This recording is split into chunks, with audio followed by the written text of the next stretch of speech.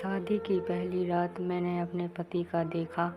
ऐसा रूप शादी की पहली रात सबके लिए उत्साह से भरी होती है। शादी की पहली रात को लेकर लड़कियों में कुछ ज़्यादा टेंशन होती है। ऐसी ही कहानी कुछ इस महिला की है। महिला ने बताया कि जब वह दूध का गिलास लेकर कमरे में गई, जब मैं हाथ में दूध का गिलास लिए बेडरूम में घुसी, अब तक सब कुछ वैसे ही था जैसे मैंने सोचा था, लेकिन मुझे बिल्कुल भी आभास नहीं था कि मुझे कुछ ही देर में जोरदार झटका लगने वाला है। सपनों के मुताबिक अब मैं कमरे में आती हूँ तो मेरा पति मुझे कसकर गले लगाता है, चुम्बकों की बौछार कर देता है और सारी रात मुझे प्यार करता रहता है। लेकिन वास्तविकता में जब मैं कमरे में घुसी, उससे पहले ही वो सो चुका था। तब 35 की उम्र में मैं वर्जित थी। मेरे लिए ये बेहद तकलीफ भरा था। ऐसा लगा कि मेरे पूरे अस्तित्व को मेरे पति ने नकार दिया हो। कॉलेज के दिनों में ही नहीं, ऑफिस में भी मैंने कई लड़कों और लड़कियों के बीच गहरी दोस्ती देखी थी।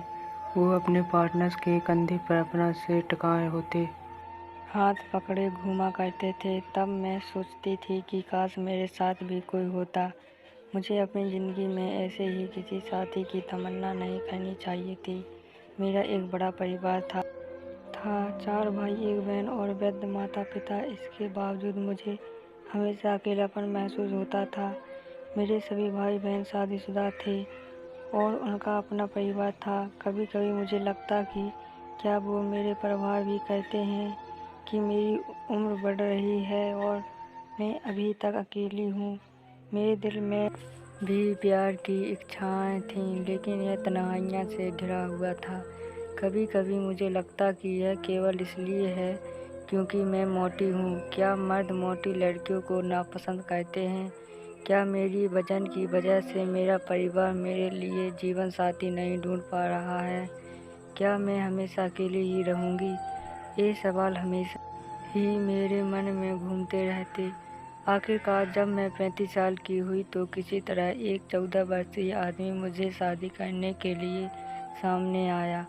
उससे मिलने के दौरान मैंने उन्हें अपनी भावनाओं के विषय में बताया, लेकिन उन्होंने कभी इस पर ध्यान नहीं दिया और ना ही इसका कोई जवाब दिया। वो थोड़े परेशान दिखे। वो नीचे की ओर देखते हुए चुपचाप बैठ गए और केवल अपना सिर हिलाते रहे।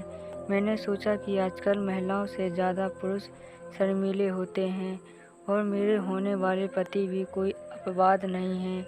शायद इसलिए उन्होंने कोई जवाब नहीं दिया।